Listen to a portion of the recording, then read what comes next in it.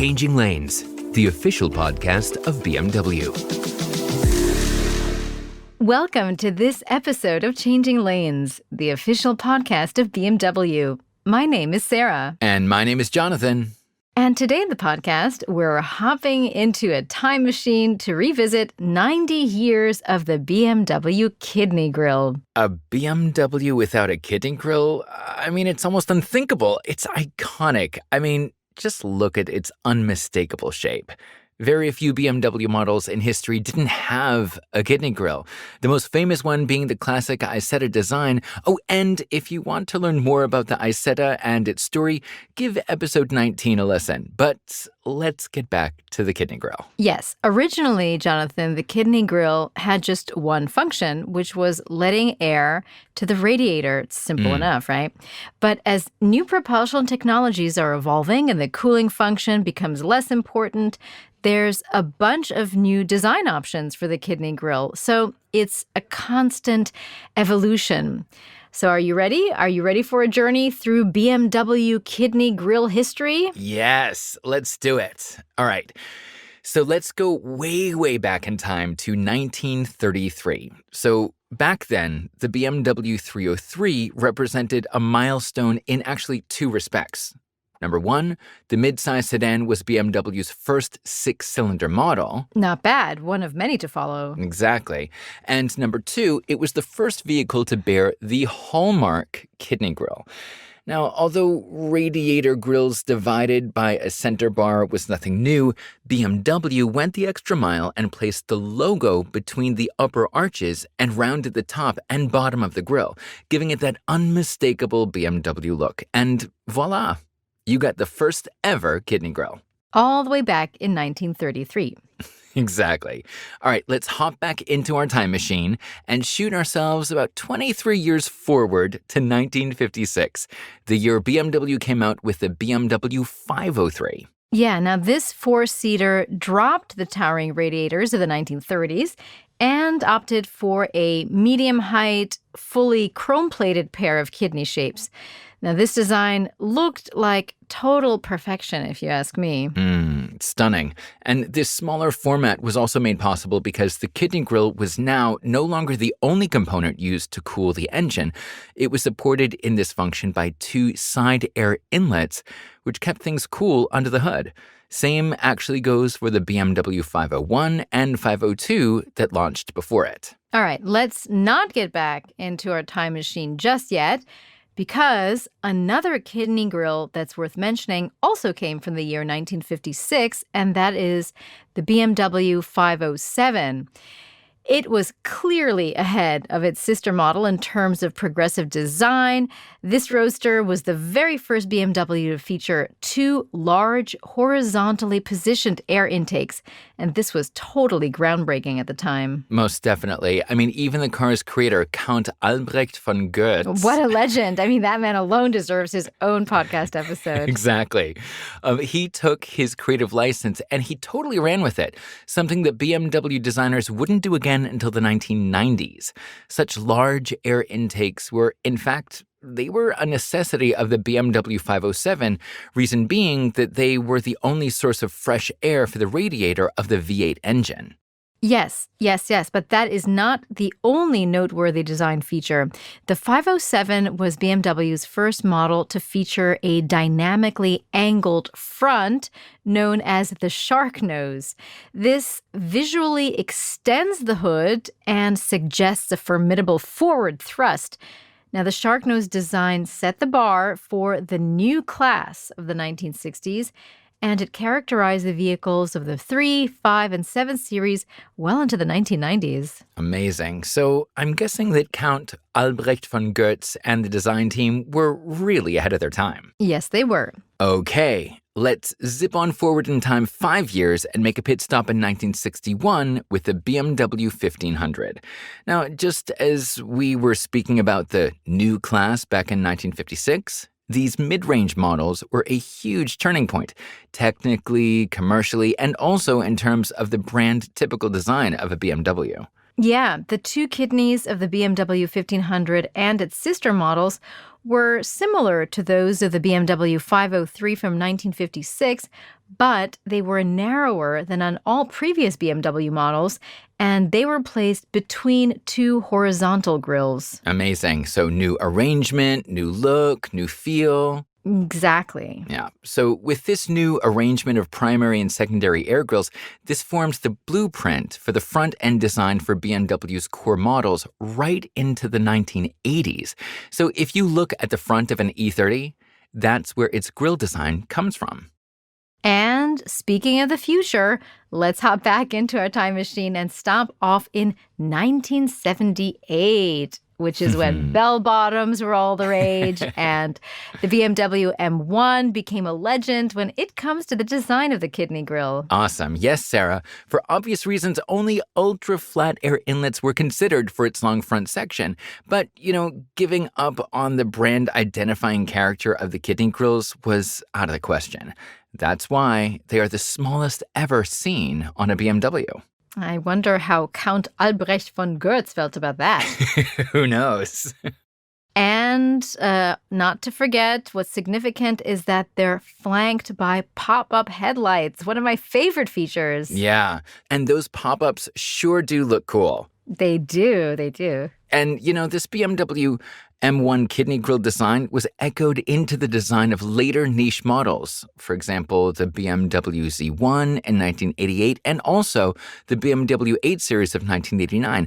Oh, and speaking of zipping into the future, let's make our way to 1990 with the BMW 3 Series. Okay, so not only are we leaping ahead in time, but we're also leaping ahead in evolution. The kidney grille of the third generation of the BMW 3 Series, also known as E36, is flat and horizontal, but not very wide. So unlike past generations of the 3 Series, the two halves of the radiator grille ensemble were separated once again. I actually never really paid attention to this, but if you look at the first two 3 Series generations, their kidneys are actually connected, and that changed with the E36. Oh, fascinating. And, that's not the only big change. The two kidneys weren't separated anymore from the headlight strips by other grilles, but only by surfaces in the body color. So this design was a huge influence on future models from the 1990s and onwards, for example, like the 7 and the 5 Series. Not to mention the Z3, the next generation of the 3 Series, and the first two generations of the X5. Exactly. So, you could say that the kidney grilles of the third generation 3 Series had a huge influence on BMW design in the 90s. Yes, you could say that, Jonathan. Okay, sticking with the BMW 3 Series, but blasting us through to the 21st century, we land in 2011. Yes. So just a few generations of the BMW 3 Series later, there was a new evolution, the F30, where two design objects met for the very first time. The separate, relatively wide kidney grilles met the headlight surfaces and weren't separated from the light units by side grilles or body-colored surfaces. Now, this was a huge step forward in design. Totally. Majorly groundbreaking. And, this design was also found on the 2015 7 Series, which was the first model to feature visible air flap control, the current generation of the BMW 5 Series, and the latest BMW 6 Series, both in 2017. Now, this is a design that had its eyes set on the future, and it made an awesome impression like never before. And speaking of making a great impression on the environment, just 2 years later in 2013, the BMW i3 not only was an innovative electric vehicle, something new for the time, but also the kidney grille design fully left its original technical function behind. So the flat, relatively wide twin kidney grille appears here with closed surfaces, blue headlights, making it look super aerodynamic. Amazing. And a very similar design of the twin kidney grille on the BMW i3 is also found on the BMW i8. And it's also the inspiration for all the forthcoming fully electric BMW models. A real trendsetter for design and for the environment. Totally. You got that right, Sarah. Only a few more stops along our timeline until we get back to the present, but we do need to make a quick stop in 2018 to talk about the BMW 8 Series and the BMW Z4. Totally. So in two current cutting-edge BMW vehicles, the twin kidney grille gained a new angular outline. It's super geometric. They now form a horizontally positioned, very wide pentagon. Small bars in the body color connect the grilles laterally to the headlights. And as with all newer BMW coupes, their sportiness is clear with the grilles that open out downward, taking the visual focus of the front lower and closer to the road. And also these grilles serve as secondary air intakes with active air flap control that opens when necessary and closes to reduce air resistance. In this design, they truly thought of everything. Most definitely. And the grilles look pretty awesome as well, if you ask me. Exactly. Okay, moving on to 2020 with the BMW 4 Series Coupe.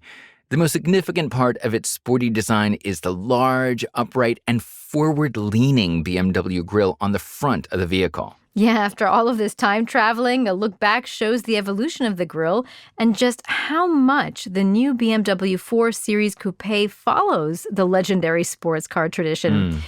For example, if you look at the BMW 328 Coupe from the 1930s or the BMW 3.0 CS from the 1970s, the 4 Series directly follows their path. Exactly. You can see it from beginning to end.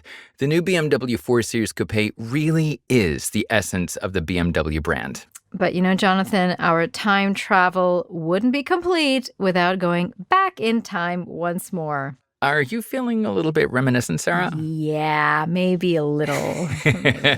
All right. Let's go back to 2018 and 2019. Yes, let's do that. Okay, so in two Vision vehicles, BMW provided a glimpse of how the BMW grille, the brand's primary identity feature, could look in future models. Yes. So I guess we have to go back in time a little to see the future. Am I right? Yeah, something like that.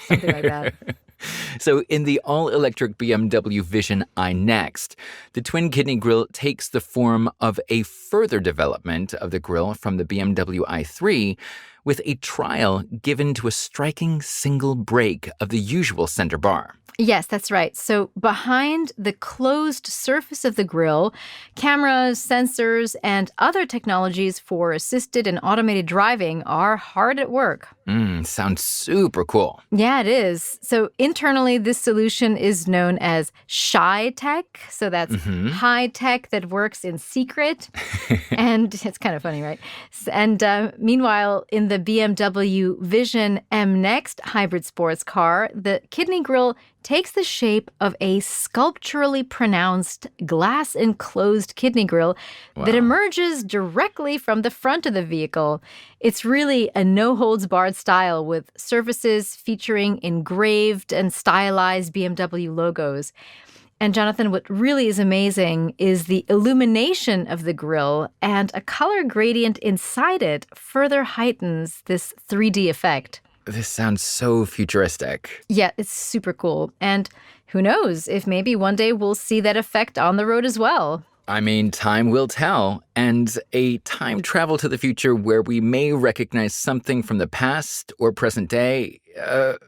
Wait, now I'm getting confused. Yeah, me too. Don't worry about it. Okay, so how about taking this opportunity to just wrap up this episode? All this time travel is really getting to my head. Exactly. It could be like getting jet lag from time travel, maybe. Is that a thing? Can you get be. jet lag from travel? Maybe. Anyway. All right, everyone. This brings us to the end of this week's podcast episode. Thank you so much for listening to this week's episode of Changing Lanes. And if you enjoyed this episode, please make sure to subscribe to our podcast for future episodes. And as always, to dive deeper into all things BMW, do visit our website. Just head on over to bmw.com where you can learn lots more. I'm Jonathan. And I'm Sarah, traveling back and forward through time. And this has been Changing Lanes. See you next time.